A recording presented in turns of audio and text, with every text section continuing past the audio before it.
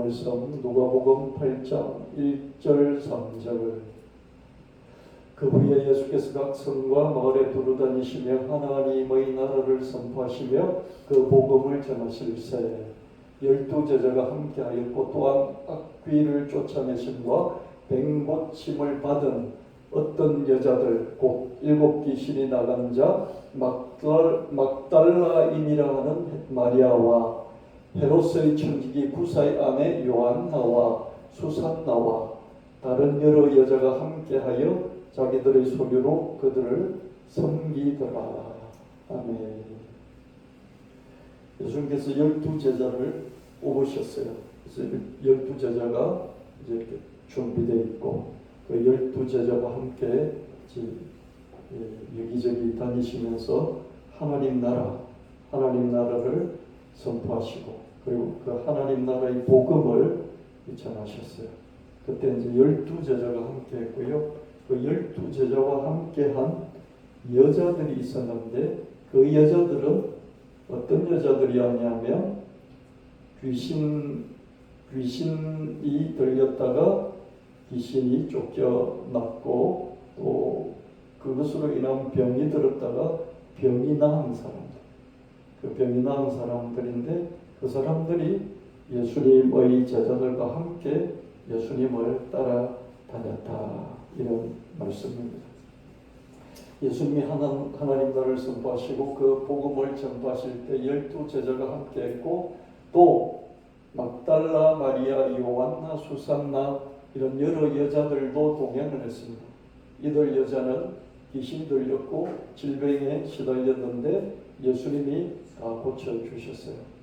이 중에서 특히 막달라 마리아, 이 막달라 마리아는 자기 믿음 덕분이었던지 가족의 믿음 덕분이었던지 여하튼 그 믿음으로 7 귀신으로부터 해방되는 그런 큰 은혜를 입은 자였습니다. 막달라 마리아라고 성경에 기록되어 있는 것은요, 마리아가 성경에 많이 있어요. 여러 명이 있어요. 그래서 구별을 해주게 되잖아요. 그래서 출신 막달레느라는 그 지역 출신의 마리아 이렇게 이름에 막달라라는 그 출신 지역을 붙였죠. 이름에 영숙이라는 이름이 많잖아요.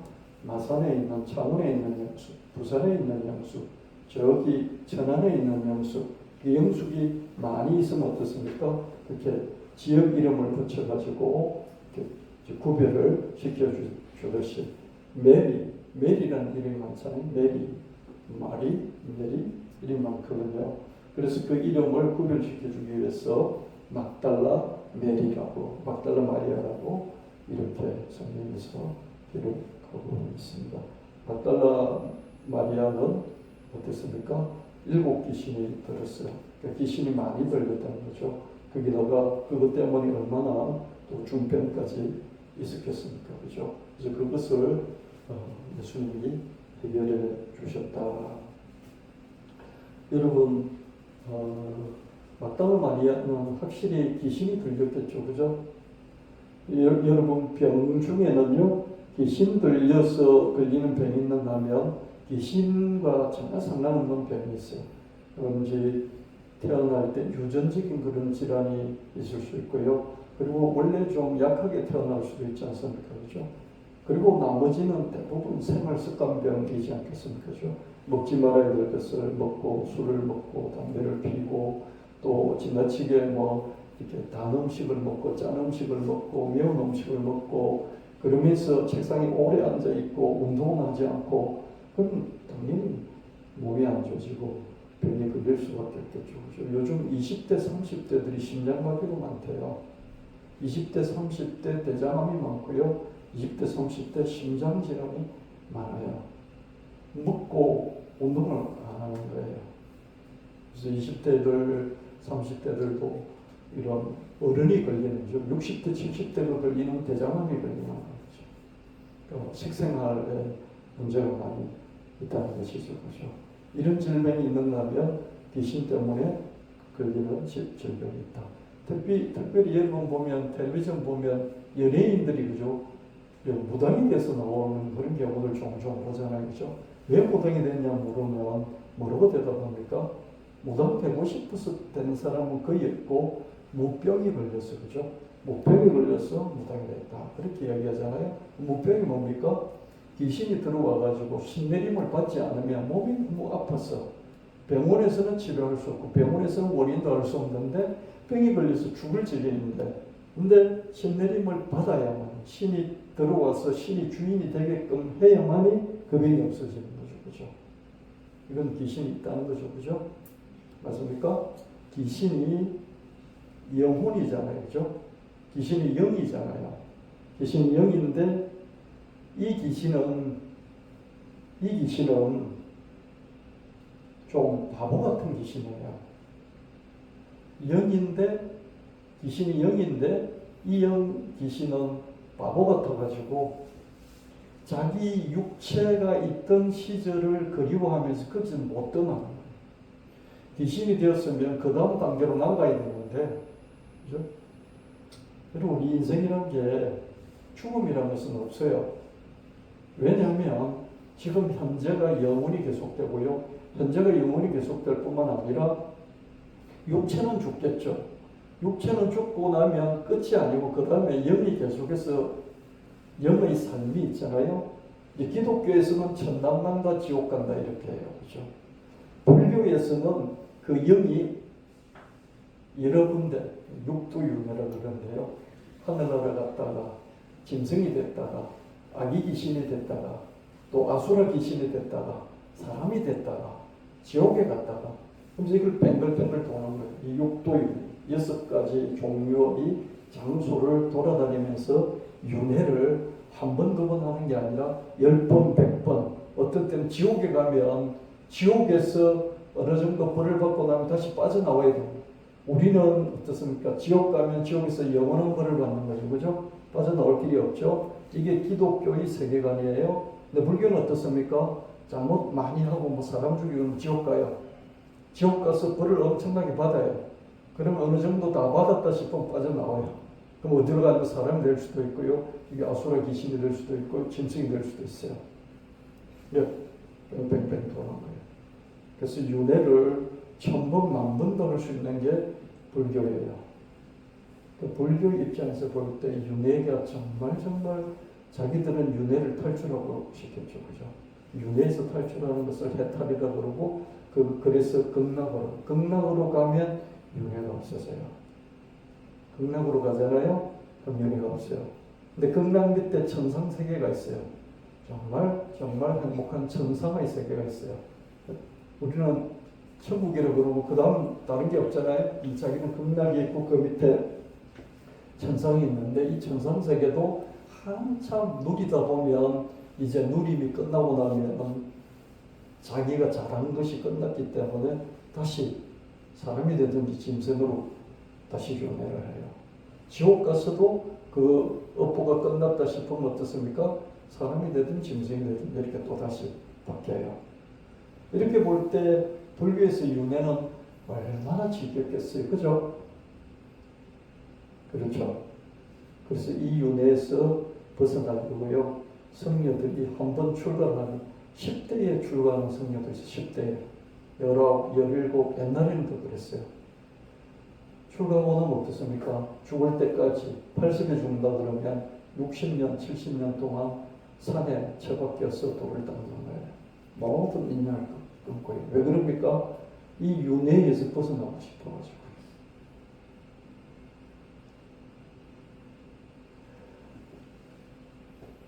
죽음으로 끝나버리면 좋은데 기독교도 죽음으로 끝나지 않죠. 그죠? 천당 가든지 지옥 가든지 거기서 영원히 계속되죠. 그죠? 맞습니까? 그래서 우리가 참 예수 안 믿고도 싶고 내 마음대로 살고도 싶고 주일날 그냥 놀러 가고도 싶은데 예배드리는 뭡니까? 그 미래를 준비하는 거죠. 우리가. 그죠? 미리 준비하는 거죠. 기독교는 사람이 죽으면 천당 가든지 지옥 가든지 끝이에요. 근데 불교는 사람이 죽으면 축생이 되든지 뭐 아수라 귀신이 되든지 뭐 저기 천상계로 가든지 저기 지옥으로 떨어지든지 하여튼 거기 장소가 정해지는데 이 죽은 영혼들 중에서 이 머리가 좀 나쁜 영혼들인데 그 영혼들은 뭐냐면은 어디를 가지 못하고 속하지 못하고 떠돌아다니는 영혼이 있는 거예요. 그런 영혼들을 귀신이라고 그렇게 해요. 불교에서는 그 귀신을 좀 높여가지고 영가라 이렇게 불러줘요. 영가. 영인데 그죠? 영 귀신인데 거기다가 씨자를 붙여요. 귀신시 이렇게 그래서 영가 이렇게 불러줘요.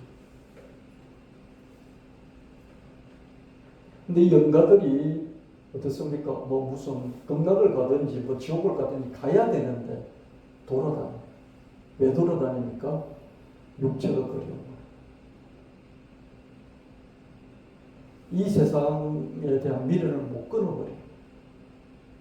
그래서 이전의 인간관계, 가족관계 계속 그 길을 맴돌고 어디 육체에 들어가고 싶어.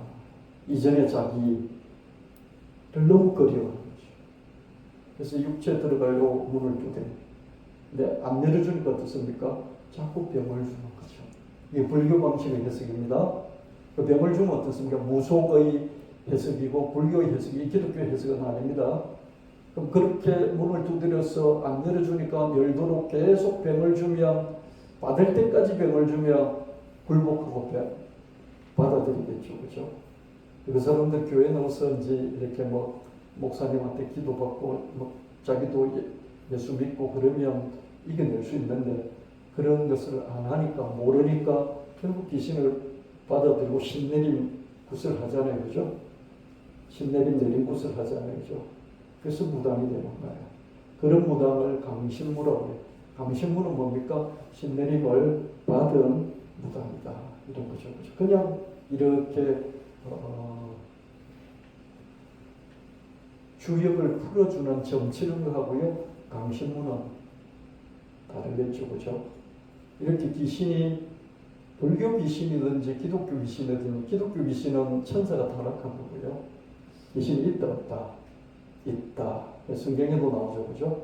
막달라 마리아도 7 귀신이 들었어요. 왜 들은지는 모르겠어요. 그 집안 환경 때문일 수도 있고요. 너무 연약했을 수도 있고요. 또 마음이 이렇게 불안정해가지고 귀신이 그게 깃들기에 그런 좋은 영혼의 환경이었을 수도 있겠죠. 그죠? 그래서 악한 사람에게는 귀신이 안 들려요. 마음이 악한 사람, 마음이 독하고 마음이 약한 사람은 귀신이 안 걸려요. 마음이 착한데 약한 사람은 귀신이 들릴 수도 있어요. 그래서 여러분 마음을 늘 강하고 담대하게 가지시길 바랍니다. 귀신 끝까지 하는 그런 마음. 내가 죄 중에 있을지라도 죄 때문에 혹시 내가 이 죄를 지었기 때문에 귀신 들리는 게 아니니까 이런 생각하지 마시고요. 죄 중에 있을지언정 귀신 끝까지 하는 이런 담대함으로 늘 살아가시는 여러분 되시길 바랍니다. 대체로 사람들은 문제 해결될 때까지는 매달리다가 문제 해결받고 나서는 돌아서서 제 갈 길을 간다. 성경에서 치유받은 사례 등을 살펴보면 대체로 그렇다. 그런 경우도 있지만은 대체로 그렇다. 그런데 막달라 마리아를 비롯한 누가복음 8장에 나오는 여인들은 달랐다. 치유받은 후에도 예수님을 믿고 또 계속 따라다녔고 자기가 가지고 있는 소유가 있으면 그 소유로 예수님의 이름을 섬겼다. 예수님과 예수님 12제자가 다니면서 복음을 전하고 할 때 밥도 먹어야 되고 거기 뭐 필요한 여러 가지 이렇게 활동비가 있을 텐데 그죠? 이 돈이 들어가잖아요. 건물을 던져 고기를 잡던 사람들이 고기 안 잡고 그렇게 하니까 그럴 뿐만 아니라 또 자기가 먹고 살아야 될 뿐만 아니라 가족도 먹고 살아야 되니까 돈이 들어갔을 거예요. 그렇죠? 그거를 따라다니던 그런 여인들이 돈을 이렇게 부담을 해서 전부 다 해결했는지 일부만 해결했는지는 모르지만 그렇게 섬겼다는 것입니다. 특히 막달라 마리아는 더 뛰어났고요. 12제자, 남자 제자들로 날 정도의 특별함이 있었어요. 문제 해결 전에 여러분 낙오하는 믿음이 있죠. 그죠? 믿음을 가졌는데 어떻습니까? 문제 해결될 때까지 시간이 걸리니까 뛰다가 중간에 그냥 아이 힘들어 죽겠다 그러면서 덜썩 주저앉아 버리는 거죠. 이런 믿음이 있다 없다? 있어요. 성경에는 예수님이 돌밭 같은 마음이라고 했어요. 돌밭 같은. 돌밭은 뭡니까? 기쁨을 복음을 확 받아들이고 와 그러면서 예수를 믿고 출발했는데 어떻습니까? 중간에 힘든 일이 생기면 주저앉아 버리는 이게 돌밭 같은 믿음이죠. 이런 사람이 분명히 있고요. 끈질기게 끝까지 지속하는 믿음이 있어요. 그 다음에 장애물이 반드시 나타나거든요. 여러분 기도를 조금 했는데 응답받을 때가 있어요. 그런 때 있잖아요. 그죠? 그럼 이상하잖아요. 뭔가 이렇게 사업을 하다 보면 잘 될 때가 있어요. 와, 난 엄청나게 큰 부자가 되려나 보다. 그러잖아요. 그죠? 근데 거기부터 해보면 어떻습니까? 이런저런 장애물들이 나타나잖아요. 장애물이 없이 뭔가 될 때가 있어요. 예를 들어서 로또를 처음으로 한 장 샀는데 1등은 아닐지도 2등, 3등이 됐어요. 와, 이거 되는구나. 근데 거기부터 번번이 안 되죠. 그죠? 이런 때가 있는 거죠. 장애물이 반드시 나타나. 뭘 하든지 장애물이 나타나죠. 그죠? 자기 체력의 한계에 부딪히든지, 그죠? 아니면 자금에 구멍이 나든지, 그죠? 아니면 다른 사람이 뭔가 문제를 일으키든지, 그죠? 여러 가지 장애물들이 나타나게 되어 있습니다. 그럴 때 오히려 더 믿음이 강해지는 그런 사람이 있고요. 문제 해결 받은 후에도 거기서 멈추지 않고 더 나아가는 그런 믿음이 있습니다. 막달라 마리아는 자기 문제를 해결받았지만 얼씨구나 좋다. 내가 하고 싶은 걸 해야지. 그러면서 이때까지 내가 귀신 들려서 하지 못한 이렇게 워너비 리스트죠. 이렇게 내가 하고 싶은 리스트를 쭉 적어가지고 이건 내가 해야지. 그렇게도 얼마든지 할 수 있고요. 그렇게 해도 됩니다. 예수님 그거 하지 말라고 하는 게 아니죠. 그죠? 근데 막달라 마리아는 거기서 멈추지 않고 예수님에게 더 집중하는 이분이 누구일까? 이분을 더 알고 싶다. 이분이 진짜라면 이분에게 내 인생을 한번 드리고 싶다. 이렇게 더 발전했던 걸 볼 수 있습니다. 한 걸음씩 한 걸음씩 더 나아갔습니다. 예수님의 십자가 현장에도 있었고요. 그렇게 해서 무덤의 현장에도 있었고요.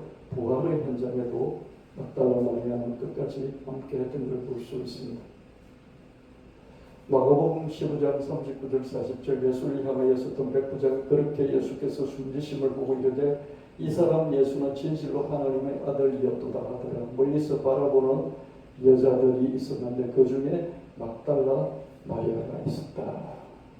십자가 현장에 제자들은 다 도망갔는데 막달라 마리아가 있었던 걸 볼 수 있고요. 마가복음 15장 46절 47절에 부자 요셉이 세마포를 사서 예수를 내려다가 그것으로 싸서 바위 속 판 무덤에 넣어두고 돌을 굴려 무덤 문에 놓음에 막달라 마리아가 예수의 시신을 둔 곳을 보더라. 막달라 마리아는 예수의 무덤 현장에 있었죠. 그죠? 우리는 무덤을 옛날에 보면 평토장을 했잖아요. 그죠? 땅을 이렇게 파고 거기 관을 넣고 거기 봉분을 만드는 이런 무덤이잖아요. 그죠? 이게 우리나라의 무덤이에요. 이스라엘은 어떻게 무덤을 했냐면요. 바위에 구멍을 파요. 그죠? 그 구멍을 파고 거기다 시신을 안치를 해요. 세마포 옷을 입히고 향품을 바르고 그 시신을 안치를 하고 이 무덤의 입구에는 어떻습니까? 돌로 막아두는 이런 무덤이었어요. 그러니까 이런 평민들은 이런 무덤을 갖기가 쉽겠어요? 어렵겠어요? 어렵겠죠. 그죠? 돌에다가 구멍을 파니까 돈도 많이 들고, 그죠? 그래서 부자 요셉이 자기를 위해서 만들어 놓던 그 무덤에다가 예수님을 안치를 한 것이죠. 그러니까 이런 부자 요셉도 이 성경에 기록이 돼서 영원히 우리에게 기억이 되게끔 배치가 되어 있는데요. 천국에서도 아마 이제 요셉이 한번 자기 돈으로 자기 무덤, 자기 가족 묘겠죠, 그죠? 몇 개가 있지 않겠습니까? 거기다 예수님에 대해 그걸 드린 것은 이제 천국에서도 영원한 상급이 되고 기록이 될 거라고 그렇게 생각이 됩니다. 예수님이 가난하게 사셨지만 그러나 예수님에게 필요한 것들은 대북 주변에서 하나하나 다 채워 나갔던 걸 볼 수가 있습니다.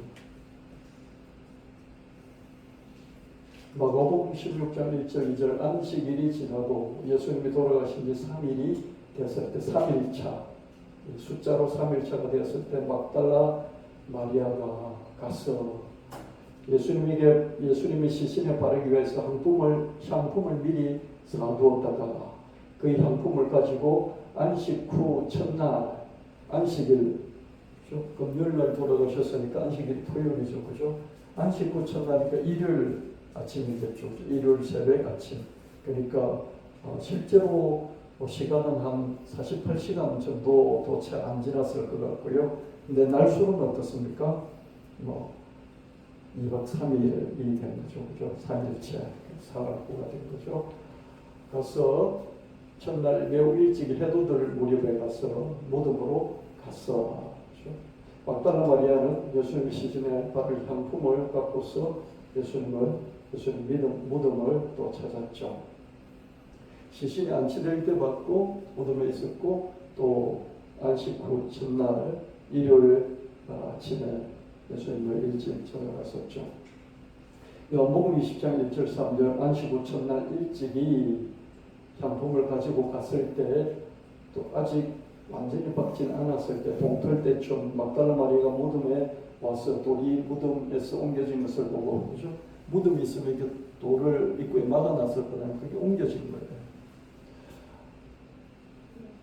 시몬 베드로와 예수께서 사랑하시는 그 다른 제자 아마 요한일 거예요. 베드로와 요한에게 달려가서 말하되 사람들이 주님을 무덤에서 가져다가 어디 두었는지 우리가 알지 못하겠다니 베드로와 그 다른 제자가 나가서 무덤으로 갈새 예수님의 시신이 사라졌다고 막달라 마리아가 알려주자 베드로와 요한이 무덤으로 달려왔습니다.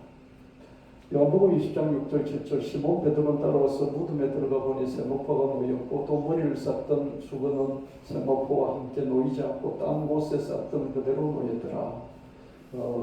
요셉 아리마대 요셉은 부자였으니까 어떻습니까? 세마포 옷도 입히고 그죠? 예수님 시신은 옷도 입히고 머리에 이렇게 수건도 싸고 그렇게 해서 안치를 했겠죠, 그죠? 근데 시신이 없어진 거죠.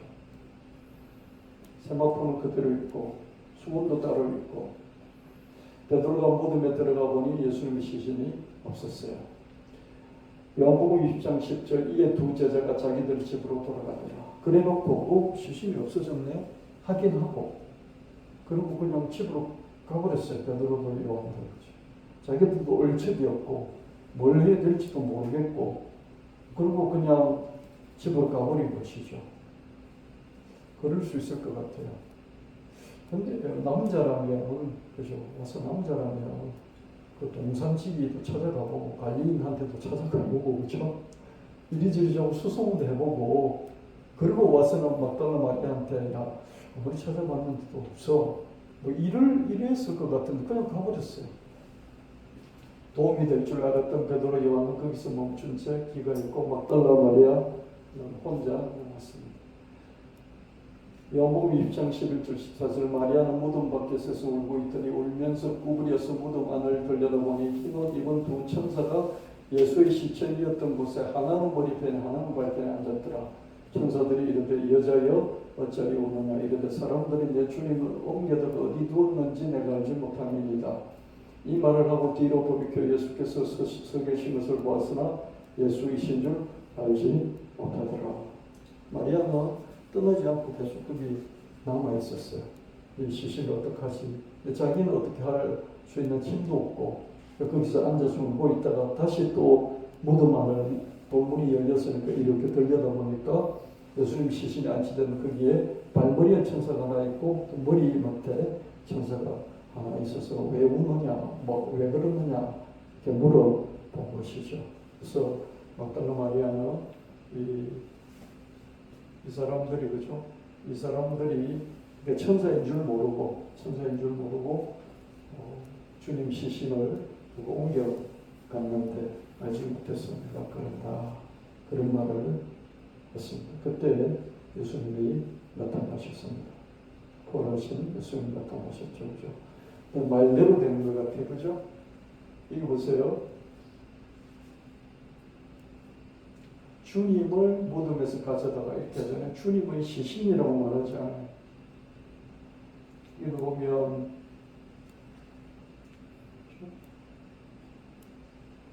내 주님을 옮겨다가 이렇게 말하잖아요. 시신이라고 말하지 않아요. 그죠? 이게 막달라 마리아가 직접 이렇게 말을 했는지 이걸 쓴 요한복음을 쓴 기자가 그 사람이 그냥 이렇게 표현을 했는지는 모르겠습니다만 시신이라고 말을 하지 않고 그죠? 막달라 마리아는 그냥 살았으나 죽었으나 그냥 주님이라고 이렇게 말하는 걸 볼 수 있습니다. 저 같은 경우는 합리적인 사람이고요. 아주 사고형이기 때문에 이성적인 사람이기 때문에 어떻습니까? 주님의 시신이다 이렇게 표현을 해요. 막달라 마리아는 주님 이렇게 표현을 볼 수 있죠. 이 정서가 다르죠. 이 남자와 여자의 정서가 좀 다른 걸 볼 수가 있습니다. 막달라 마리아는 계속 예수님의 시신의 영광을 찾는데 골몰했습니다. 그때 부활하신 예수님이 나타나셨으나 막달라 마리아는 알아채지 못했어요. 요한복음 20장 15절 16절 예수께서 이르시되 이 여자여 어찌하여 울며 누구를 찾느냐 하시니 마리아는 동산지기가 찾아온 줄 알고 주여 당신이 옮겼거든 선생님 당신이 옮겼거든 어디 두었는지 내게 이르소서 그러면 내가 가져가겠습니다. 예수께서 마리아야 하시거늘 마리아가 돌이켜 히브리 말로 라보니 라비여 하니 라비는 선생님이라는 말이라. 왜 울고 있냐 그랬더니 이 무덤 동산 묘지기인 줄 알고 그죠? 왜 없어졌어요? 어떡하죠? 그랬어요. 그때 부활하신 예수님께서 마리아 이름을 직접 불러주시죠. 그러니까 그 목소리를 듣고 예수님이신 줄 알아챈 것이죠. 부활하신 예수님 막달라 마리아 이름을 부르시자 드디어 막달라 마리아는 예수님이신 줄 알아챘습니다. 요한복음 20장 17절 18절 예수께서 이르시되 나를 붙들지 말라 내가 아직 아버지께로 올라가지 아니하였노라 너는 내 형제들에게 가서 이르되 내가 내 아버지 곧 너희 아버지 내 하나님 곧 너희 하나님께로 올라간다 하라 하시니 막달라 마리아가 가서 제자들에게 내가 주를 보았다 하고 또 주께서 자기에게 이렇게 말씀하셨다 이러니라. 예수님께서 부활하시고 나서 아직 하나님께로 가서 제가 부활했습니다 이렇게 보고도 하지도 않은 상태에서 막달라 마리아를 처음으로 만나주시고요. 그리고 내가 하나님께로 올라갈 것이다 이 사실을 제자들에게 가서 알려라 이렇게 부탁을 하셨습니다. 막달라 마리아는 부활하신 예수님의 첫 목격자가 됐죠. 그죠? 그리고 부활하신 예수님의 첫 메시지 하늘나라로 올라갈 것인데 제자들에게 그 말을 전하라. 그래서 이 메시지를 제자들에게 전달하는 첫 전달자가 됐습니다. 막달라 마리아는 자신의 치유 변화 7 귀신이 쫓겨나가고 온전히 몸이 건강해진 그 상태에서 머물지 않고 거기서 더 나아가서 예수님 자신을 향해서죠. 예수님이 누구실까? 예수님이 어떤 분이실까? 예수님을 자꾸 알아보고 싶어서 예수님을 사랑하고 싶어서 예수님께 헌신하고 싶어서 계속 더 나아갔던 것을 볼 수 있습니다. 저는 여러분 예수 믿으면서 우리 문제 해결하려고 예수를 믿기 시작했죠. 그렇죠? 간혹 호기심 때문에 예수를 믿는 사람이 있어요. 젊었을 때 예수가 누군지 또는 중년이 됐을 때 뭔가 이렇게 진리를 찾고 싶어서 예수를 믿는 사람이 간혹 있었어요. 이런 사람은 있지만 좀 드물죠. 그죠? 대부분 어떻습니까? 막달라 마리아처럼 7 귀신이 들렸어. 무슨 문제 때문에 사업이 안 됐어. 그렇게 해서 예수님을 찾는 것이죠. 이런 사람들 중에 뭐 이렇게 대부분은 어떻습니까? 문제 해결 받고 나면 그냥 예수님을 버리지는 않지만은 그다음부터 예수님에게 그렇게 막 집중적으로 매달릴 필요는 없겠다. 그래서 느슨하게 예수님 믿겠죠. 그렇죠? 근데 막달라 마리아는 어떻습니까? 이렇게 나의 문제를 해결해 주신 분은 더 알고 싶다. 더 알고 싶은 그런 마음이 생겼던 걸 볼 수 있습니다. 그래서 여러분, 우리가 막달라 마리아로부터 배워야 될 믿음은 어떻습니까? 뭔지 예수님께 우리가 뭘 해결받았다면 거기서 멈추지 않고 좀 더 나아가는, 하나님 좋은 남자 만나게 해주세요. 좋은 남자 만나서 결혼했어요. 하나님 아기를 주세요. 하나님 아기 주셔서 아기 낳았어요. 아기 잘 기르게 해주세요. 잘 기르고 있어요. 그런 데서 끝나지 않고 그 다음으로 계속 나아가면서 도대체 이렇게 나에게 응답하시고 나를 사랑하시고 지켜주시는 예수님은 어떤 분이실까? 자꾸 관심이 예수님께로 집중하는 거예요. 제가 우리 애한테 들었어요. 둘째 애한테, 딸이잖아요. 남자들은 결혼하면요, 예수를 믿으면 이해를 해요. 그 세계관을. 예수를 안 믿으면 여자가 예수에 미쳐서 교회에 나가고, 교회에 미쳤다 그러고요, 목사에게 미쳤다 그러고요, 그리고 하나 예수님께 미쳤다 그래요. 그런 게 너무 싫은 거예요. 자기에게 미쳐야 되는데요, 예수에게 미쳐있고 교회에 미쳐있고 목사에게 미쳐있는 거예요. 그래서 같이 좀 시간 보내려고 그러면 기도하고 있고, 같이 시간 좀 보내려고 그러면 성경 읽고 있고요, 같이 좀 이렇게 알콩달콩 보내려고 하면 어떻습니까? 교회 하러 가야 된다고 그러고요. 얼마나 싫겠어요, 그죠? 정말 싫겠죠, 그죠? 난 너하고 같이 이렇게 더 많은 시간을 보내려고 결혼했는데. 그래서 목사가 경쟁자가 되고요, 예수님이 경쟁자가 된 남자예요. 야, 내가 예수부터 못한 게 뭐 있냐? 이렇게까지 가는 거예요. 아마 혼자서 예수 믿는 여자분들은 남편한테 그런 소리 들을 거예요. 근데 같이 믿으면 예수님을 신으로 섬기는구나. 그래서 이해를 해요. 예수님은 남자 사람이잖아요. 그죠? 신인 동시에 남자 사람이죠. 그죠? 그래서 남자 사람에게 빠져있다 이러면서 경쟁심을 가진 남자들. 싫은 거예요.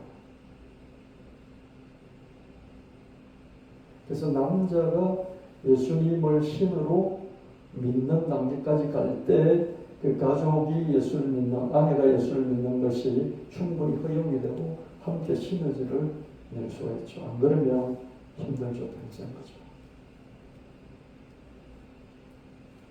그래서 둘 다 그냥 어느 날 자꾸 시간같이 내자 그러니까 어떻습니까? 그 남편하고 시간같이 내다 보니까 예배도 빠지고 기도도 빠지고 또 성경 말씀도 잘 안 읽고 그냥 같이 같아져 버리는 그런 거죠. 막달라 마리아는 계속해서 예수님에게 집중하면서 예수님을 더 알고자 했던 걸 볼 수 있고요. 실제로 그런 모습을 보였고 그런 행동의 삶을 살았을 뿐만 아니라 이 마지막 십자가 현장과 무덤의 현장, 그리고 거기서도 끝까지 예수님이 그 시신을 찾고자 하는 그 상황을 예수님이 보시고 하나님 앞에 자기를 보여줘야 되는 그 상황임에도 불구하고 막달라 마리아에게 먼저 나타나신 것을 볼 수 있습니다.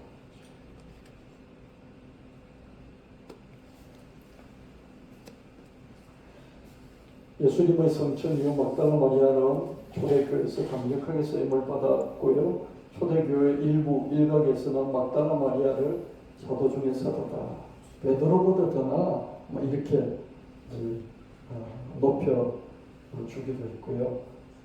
베드로하고 실제로 쌍벽을 이루고요. 막달라 마리아의 어떤 그 공동체가 있었고 또 베드로의 공동체가 있었고 두 공동체가 서로 경쟁하는 게 있었다, 이렇게 얘기하는 그런 경우도 있습니다. 그거는 성경에 안 나타나 있기 때문에 전설 따라 삼천이기 때문에 그럴 수도 있겠다.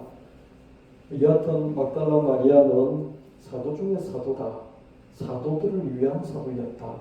오늘날에는 사도 중에 사도다 그러면 베드로 12제자가 이렇게 위신이 깎이니까 사도 중에 사도다, 이 말보다는 어떻습니까? 사도들을 위한 사도였다, 이렇게까지는 천주교에서 교황이 인정을 해주는 그런 상태까지 왔습니다. 개신교는 막달라 마리아에게 별로 관심이 없죠.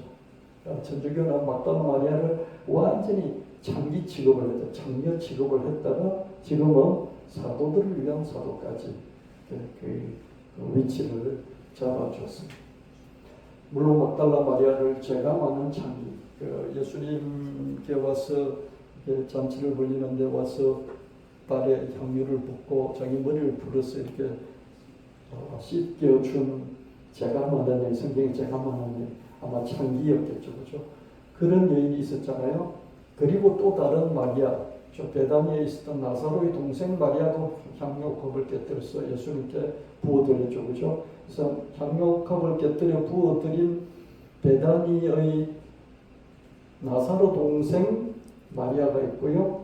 또 이름 모를 여인이 예수님께 와서 머리 불을 헤쳐서 향유 붓고 발을 씻어드린 그런 향유 부어드린 사건이 있었죠, 그죠? 그런 여인이 있었고, 그래서 이 두 여인 중에서 제가 많은, 성경에 제 많은 여인이라고 표현이 됐어요. 제 많은 이 여인, 머리를 풀어서 예수님의 발을 향유로 씻겨드린 이 여인, 아마 창기였을 거다. 이 여인이 막달라 마리아다. 이렇게 해석을 한 그런 교황이 있었어요. 591년 그레고리오 황제 교황이 설교 중에, 강론 중에 그런 이야기를 했어요. 그래서 그 이후로 쭉 막달라 마리아를 그런 사람으로 취급이 됐어요. 그러다가 이가 아니다 그러면서 제 위치를, 성경에 있는 그대로 위치를 찾아줬습니다. 지금의 기독교 교회는 막달라 마리아를 복음서에 나오는 그대로 바르게 평가를 합니다. 막달라 마리아는 자신의 치유 기적을 넘어 끝까지 예수님 그 자신을 추종했고요. 문제 해결을 받은 후에도 끝까지 한 걸음씩 더 나아가서 마지막에 부활하신 예수님을 만나고 그 부활하신 예수님의 부활을 제자들에게 전했고요. 그리고 초대교회에서 베드로의 버금가는 그런 사도로서 크게 쓰임을 받았던 그런 믿음의 소유자였습니다. 목자는 어떤 사람은 막달라 마리아를 예수님의 가장 가까운 제자였다.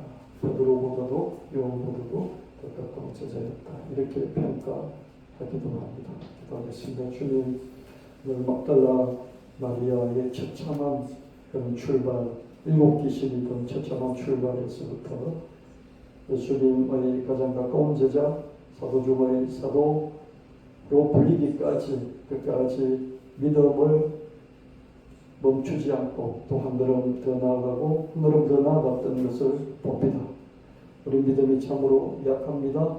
그럼에도 불구하고 막달라 마리아의 믿음을 본받아서 우리도 여기서 멈추지 않고 또 충전하여 또 앞으로 나가고 또 충전하여 앞으로 나가고 죽을 때까지 또 죽음 이후에도 계속해서 우리의 믿음을 성장시켜 나가는 우리 한 사람 한 사람 되게 하시고 우리 예수 나비 교회가 되게 하여 주시옵소서. 그리고 없이 예수 그리스도의 이름으로 간절히 기도합니다. 이 찬양을 한번 불러보도록 하겠습니다. 찬양 한번 불러볼게요. 찬양 제가 이거 먼저 보여드리고요. 이거 적을 수 있죠.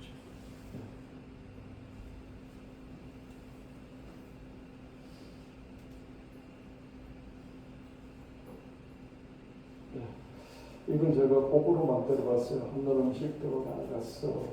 귀신과 질병에서 놓여나 몇몇 여자도 12제자와 함께 있으니까 동행했어. 7 귀신이 다 떠나가 막달라 마리아. 그러나 그녀는 그 상태에 만족하지 않았어. 믿음으로 치유된 거기서 훨씬 더 나아갔어. 자기 재산을 들여서 주님의 이름을 섬기고 문제 해결 받은 후에도 사람들이 주님을 떠났지만 그녀는 마지막까지 주님을 믿고 따랐어. 주님의 십자가 현장에도 무덤 현장에도 부활의 현장에도 그녀가 있었지. 부활의 처음 목격자였고 처음 전달자였어. 제가 만난 장기였다고 그런 오해도 받았지만 그녀는 사도 중의 사도로 불리기도 했어. 초대교회에서 강력하게 쓰임받았을 거야. 문제 해결 때까지 끈질기게 지속하는 믿음이 있고 장애물이 나타나면 오히려 더 강해지는 믿음이 있고 문제 해결 후에도 안 멈추고 더 나아가는 믿음이 있어. 막달라 마리아의 믿음은 여기서 멈추지 않고 또 한 걸음 또 한 걸음 더 나아갔어. 막달라 마리아의 믿음은 한 걸음씩 더 나아갔어. 이렇게 곡을 하나 만들어봤습니다. 이 가사를 생각하면서 한번 들어보실래요?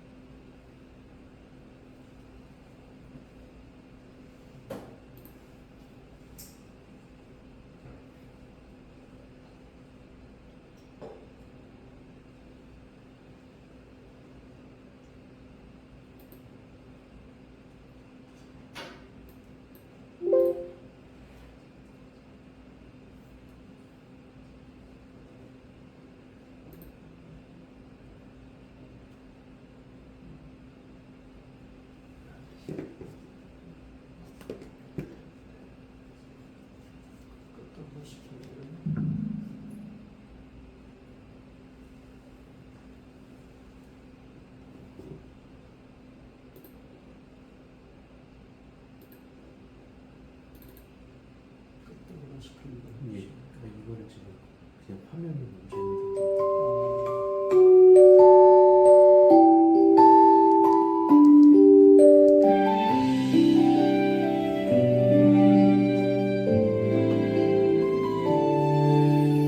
귀신과 질병에서 노연한 몇몇 여자도 12제자와 함께 예수님과 동행했어. 7 귀신이 다 떠나간 막달라 마리아. 그러나 그녀는 거기에 만족하지 않았어. 믿음으로 치유된 데서 훨씬 더 나아갔어. 자기 재산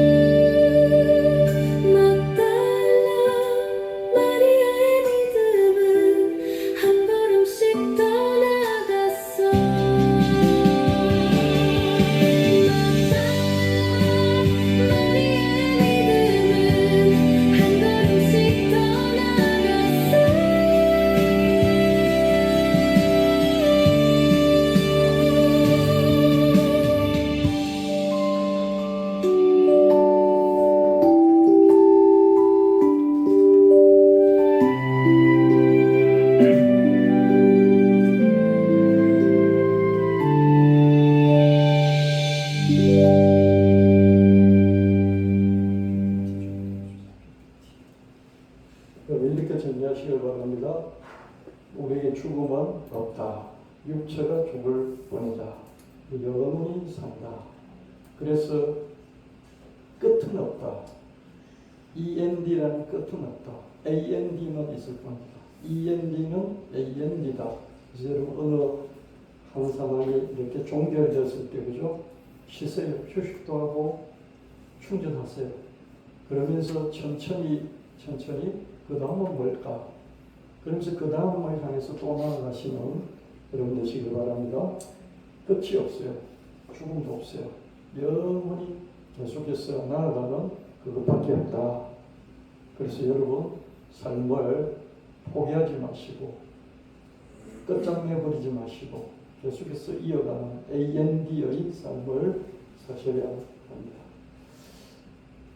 이거 다 됐고요. 그 다음에 찬양을 하나 좀 만든 게 사람은 누구나 꽃이다. 꽃은 스스로 피고 또 스스로 빛나죠. 누가 보고 있지 않아도 꽃은 꽃이죠. 누가 불러주지 않아도 꽃은 꽃이죠. 사람은 누가 보고 있길 바라고요. 사람은 누가 불러주길 바라고요. 그러면서도 먼저 꽃을 피우려고 하지 않죠. 그죠? 여러분 그렇지 않나요? 누가 알아주길 바라고 바라봐주길 바라고 그죠? 그냥 누가 바라보지 않아도 알아주지 않아도 이거 꽃인데 피면 되는데 먼저 활짝 피지를 않고 뭔가 누가 바라봐주기를 인정해주기를 바라는 거죠. 꽃이 오롯이 자기 자신을 위해서 피어나듯이 사람은 스스로를 위해 꽃 피어야 합니다. 누가 보고 있지 않아도 꽃 피어야 하고요. 누가 불러주지 않아도 꽃 피어야 합니다. 김준수 시인이요 그런 말을 했잖아요. 내가 너 이름을 불렀을 때 너는 나에게 꽃이 되었다. 이런 말을 하잖아요. 그 사람들이 너무너무 좋아하는 애송시예요. 그죠? 근데 저는 그렇게 생각하지 않아요. 누가 불러주고 이름 불러줘야 꽃이냐? 원래부터 꽃이야. 사람은 자기 마음의 꽃을 피우는다. 마음의 꽃을 피우는데요.